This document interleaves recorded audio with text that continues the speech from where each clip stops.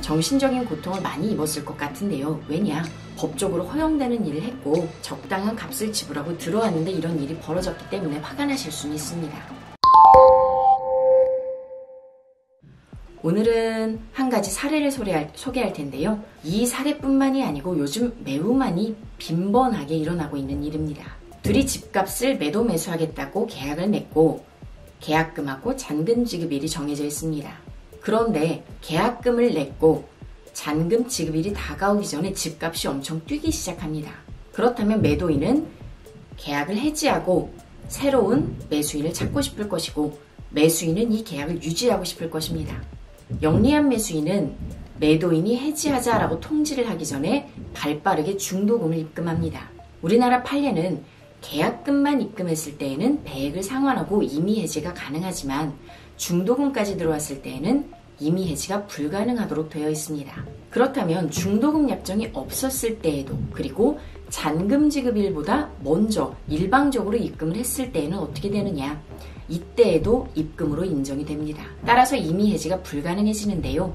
이 사안도 똑같았습니다. 이렇게 돼서 매도인이 화가 났을 것 같습니다. 다만 정확하게 누가 이런 일을 벌였는지에 대해서는 아직 드러나진 않았는데요. 등기까지 다 마치고 매수인이 집에 들어가 보니 집이 난장판이 되겠습니다. 도배, 장판 전부 다 칼질이 되어 있었고 신발장 등등 곳곳에 까나리 액젓이 들어있었습니다.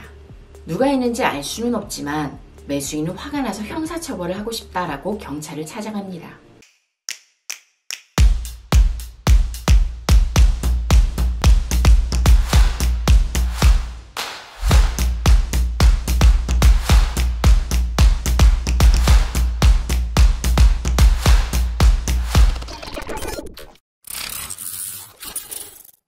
그러나 우리나라 손괴죄는 타인의 재물이어야 하고 고의성이 있어야 됩니다. 여기저기 까나리 액젓이 들어있는 것으로 봐서 누군가 일부러 한 것 같은 정황은 충분한 것 같습니다.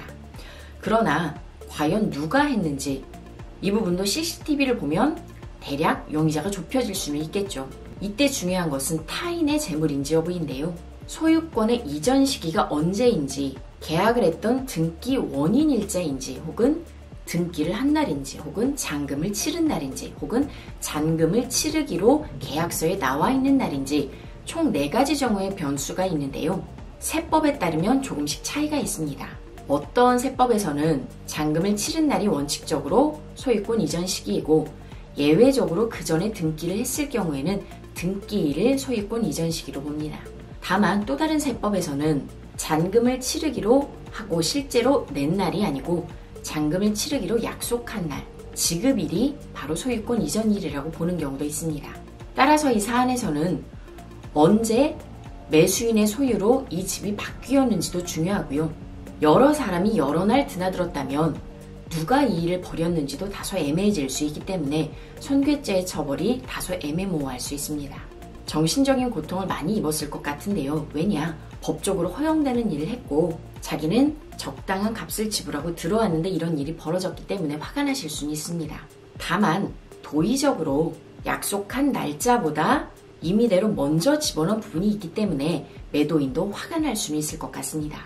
매도인이 했는지 안 했는지 이 사안이 알 길은 없지만 이런 부분에서 심리적으로 조정을 했다라고 보시면 조금 더 편안하지 않을까 생각은 합니다. 추가로 문의사항이 있으면 연락 주시기 바랍니다. 감사합니다.